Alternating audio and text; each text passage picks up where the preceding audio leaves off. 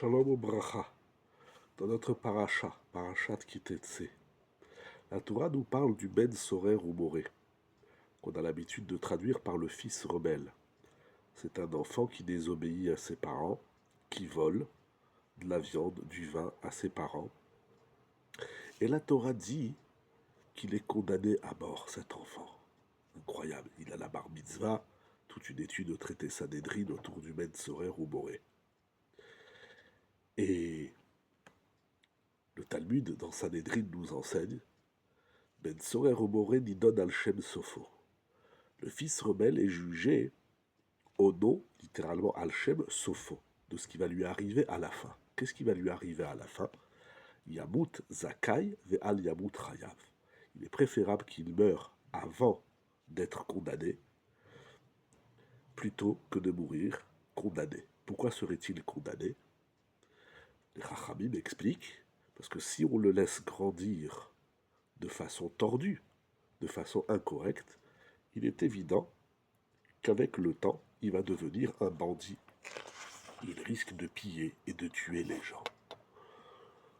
Les Chachamim nous disent, c'est mieux qu'il meure Zakai et non Chayav. Qu'il meure en méritant plutôt que de mourir condamné. C'est incroyable. La Torah ne dit pas, c'est mieux qu'il meure aujourd'hui, parce que demain il va tuer des gens. On dit c'est mieux qu'il meure aujourd'hui parce qu'il est Zakai et il ne meurt pas demain parce que demain il sera Chayav. On ne dit pas vaut mieux qu'il meure aujourd'hui parce qu'il n'a encore tué personne, demain il va piller et tuer. Ça veut dire, nous dit Rav Itzele Peterburger dans son livre Corvée Or, qu'il y a pire que de tuer l'autre, il y a sa propre mort. Ça veut dire, si on le laisse en vie, il va tuer.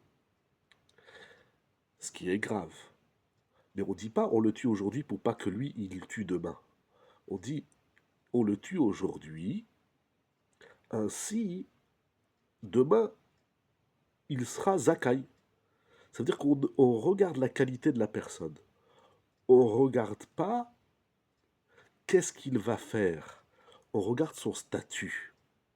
C'est pire d'être condamné que de tuer les autres. On ne le tue pas aujourd'hui pour éviter